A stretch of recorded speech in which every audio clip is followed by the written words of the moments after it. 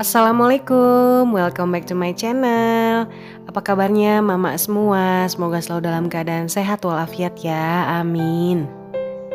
Kembali lagi di dapur saya yang sempit ini, dapur pink yang sempit meskipun sempit, alhamdulillah selalu produktif hampir setiap hari ya mak.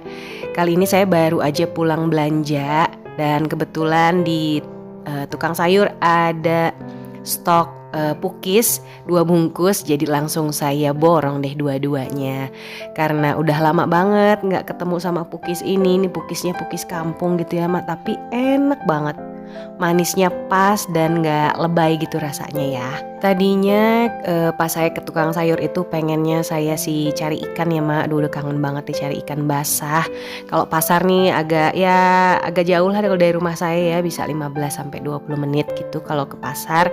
Jadi karena tukang sayur yang ngandelinnya ya tukang sayur aja. Kadang tukang sayurnya itu suka ada ikan basah seadanya aja ya, kadang kembung doang, kadang kembung ada, nila ada, lele ada. Tapi ya gitulah, tergantung dia belinya apa gitu ya. Nah pas tadi saya kesana itu ikan basahnya nggak ada, cuman ada udang sama cumi gitu. Aduh lagi nggak pengen masak yang seafood-seafoodan, pengennya yang ikan-ikan fresh gitu ya. Tapi ya belum ada, jadi ya saya belinya cuma ini lagi deh, ayam-ayam lagi dan sama ati ampela. Sisa belanja minggu lalu itu masih ada ya mak, karena kemarin-kemarin itu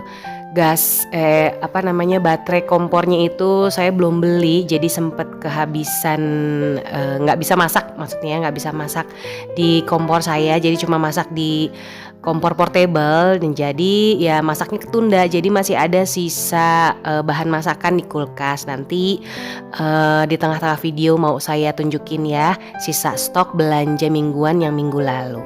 Karena kalau masak pakai kompor portable itu kita harus pinter-pinter nyiasatin supaya jangan sampai kita lagi masak tahu-tahu habis gitu ya. Karena kalau pakai portable itu, kalau di rumah saya ini cuma buat urgent aja. Jadi kalau urgent dipakai terus hampir tiap hari masak ya habis-habis juga ya mak, bakalan cepet habis.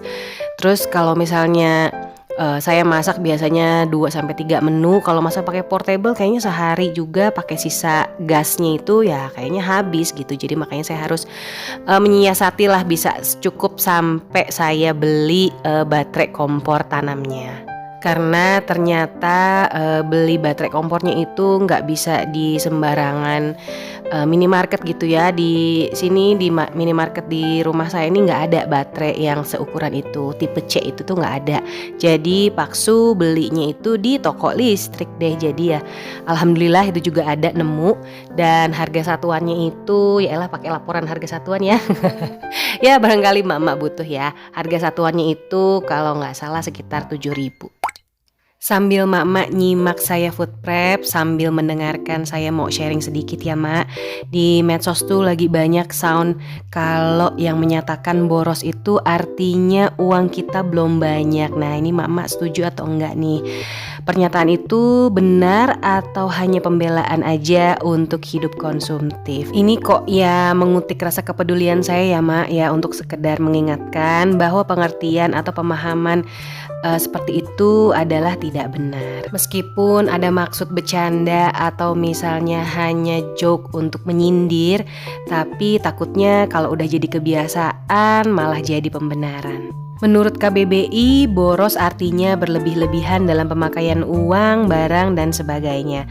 Ya, sedikit hampir mirip dengan istilah konsumtif yang artinya bersifat konsumsi, yaitu hanya memakai dan tidak menghasilkan sendiri. Perilaku konsumtif ini adalah kecenderungan seseorang berperilaku berlebihan dalam membeli sesuatu secara tidak terencana, atau bisa juga diartikan sebagai gaya hidup yang suka membelanjakan uang tanpa rencana yang matang. Beberapa ciri seseorang konsumtif itu apa sih? Misalnya beli produk hanya karena penawaran khusus, beli produk hanya karena kemasan yang menarik, misalnya demi menjaga gengsi atau penampilan, hanya dari harga bukan manfaat, beli produk karena perilaku tokoh seseorang atau idola kita, beli produk sejenis lebih dari satu, atau beli produk demi status sosial kita. Gaya konsumtif ini sering disamakan dengan hedonisme, padahal kalau dilihat dari artinya Konsumtif dan hedonisme ini berbeda. Hedonisme itu adalah pandangan hidup yang menganggap bahwa kenikmatan atau kesenangan secara materi adalah satu-satunya tujuan utama hidup. Jadi perbedaannya adalah kalau hedonisme itu pandangan hidup, sedangkan konsumtif adalah perilaku atau tindakan yang dilakukan oleh orang yang menganut pandangan hidup tersebut. Jadi yang namanya orang hedonis sudah pasti punya sifat konsumtif. Jika sifat konsumtif ini udah kebiasaan, sifat boros atau berlebih-lebihan pun nggak akan bisa dihindari dan akan berdampak terhadap kondisi finansial.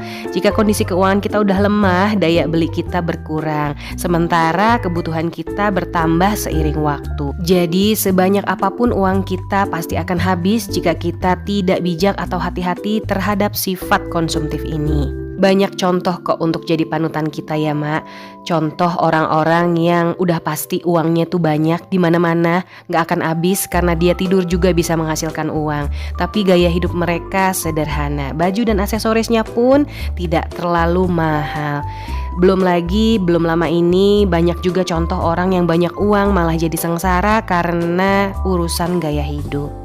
Jadi sekarang tinggal kita kenali diri kita sendiri, apakah kita boros, konsumtif, atau malah sudah jadi hedonis. Semoga dengan adanya sedikit sharing ini bisa membuka pikiran kita bahwa boros tidak ada hubungannya dengan jumlah uang yang kita punya ya Mak. By the way, mohon maaf ya Mak karena keasikan ngomong, jadinya nih udah hampir selesai nih saya nunjukin isi kulkas dan semua belanjaan saya udah masuk semua ke kulkas satu pintu ini. Total belanja kali ini adalah Rp150.000. Di video sebelumnya saya kan kemarin bersih-bersih cooker hood ya Mak. Kan saya nanya ya sama Mama, apa Mama tahu cara ngebersihin filter yang bagian dalam. Nah ternyata nih dengan modal nekat saya puter aja deh tuh filter dalamnya, ternyata bisa. Dan filter dalamnya ini mau saya cuci atau saya rendam dengan air sabun. Dan ini Mak lihat minyaknya ini masih banyak. Jadi kalau filter dalamnya ini lumayan jarang dibersihkan ya seperti ini ya, karena saya pertama kali beli ini belum pernah ngebersihin filter bagian dalam cooker hoodnya. Jadi selalu kalau ngebersihin itu bagian luarnya aja yang kawat-kawatnya itu ya. Dan filter dalamnya ini lagi saya rendam dan ini adalah hasil rendaman kotoran minyak dari filter bagian dalam. Cara mengeringkan filter bagian dalamnya juga gampang, udah tinggal kipasin aja sampai kering, diangin-anginkan, asalkan jangan terkena matahari langsung. Ini pasti lebih cepat kering dibandingkan jemur di luar ya. Terus karena ini belum bisa dipasang karena masih dikeringin, mau saya tutup dulu takutnya ada cicak masuk ke dalam. Nah ini udah saya tutup dulu ya Mak, supaya aman gak ada binatang atau serangga yang masuk ke dalam. Sedangkan ini masih nunggu kering. Karena ini sudah kering, jadi ini fannya saya matikan dulu ya Mak. Dan ternyata walaupun kering nih masih ada, kalau disenggol nih masih ada sisa minyak. Tapi udah jauh lebih banyak berkurang dibandingkan waktu belum dibersihin. Kita pasang dulu ya. Ternyata masangnya juga gampang, udah tinggal puter aja. Nah udah keputer dia ngunci sendiri. Alhamdulillah nih udah jauh banyak berkurang minyak-minyaknya. Meskipun kalau disenggol dikit ya minyaknya masih ada ya. Kalau udah kotor banget sih lebih baik kayaknya filternya bisa diganti ya Mak. Udah deh nyala. Gimana caranya saya tahu kalau itu beneran nyala cooker hoodnya? Nah ini saya kasih contoh nih. Kalau tisunya bisa ngambang kayak gini, tandanya cooker hoodnya berfungsi ya. Nih saya mau matikan dulu, nanti tisunya melayang deh. Seneng banget akhirnya cooker hood saya bersih luar dalam. Cooker hood udah bersih, tapi saya harus tetap masak ya Mak. Aduh kalau ngebayangin tadi saya udah ngebersihin itu capeknya lumayan ya. Ngebersihin sisa minyak, tapi ya mau gak mau lah. Urusan perut harus tetap jalan. Kali ini saya mau masak yang gampang-gampang aja. Ada sop bakso ceker dan mau saya goreng ati ampelaknya, dibumbu ungkep dulu, baru abis itu digoreng. Terus saya nanti mau goreng tahu aja sebagai pelengkap. Karena saya kunyit bubuknya udah habis, jadi saya pakai kunyit hasil panen di taman. Nah ini lumayan saya dapat banyak kunyit, ada tuh seplastik penuh ya mak, seplastik gede, karena sempet saya panen semua karena mau ditanam pohon daun merah, pucuk merah. Jadi yang bekas nanam kunyitnya semuanya diangkat, jadi menghasilkan satu plastik besar, dan sebenarnya masih banyak yang ada di tanah nggak diambil. Nah ini bumbunya ini mau saya rebus bersama ati ampela. Jadi ya kayak bumbu ayam goreng aja gitu ya. Biasanya atinya ini suka saya masak kecap, tapi bosan kemarin juga udah perkecap-kecapan terus. Jadi atinya mau saya goreng aja. Dan ini saya lagi mau ngiris bakso untuk isian sop bakso ceker. Kan judulnya sop bakso ceker ya, nggak mungkin nggak ada baksonya kan. Kalau mama suka ceker juga nggak sih kayak saya? Kalau saya maniak ceker ya. Tapi karena di rumah ini yang suka ceker cuma saya doang, jadi nanti pas ngerebus ceker itu saya buang hasil rebusan airnya, karena itu kan terlalu bau lah untuk orang yang nggak suka ya, kayak suami dan anak saya juga sebenarnya antara suka dan nggak suka.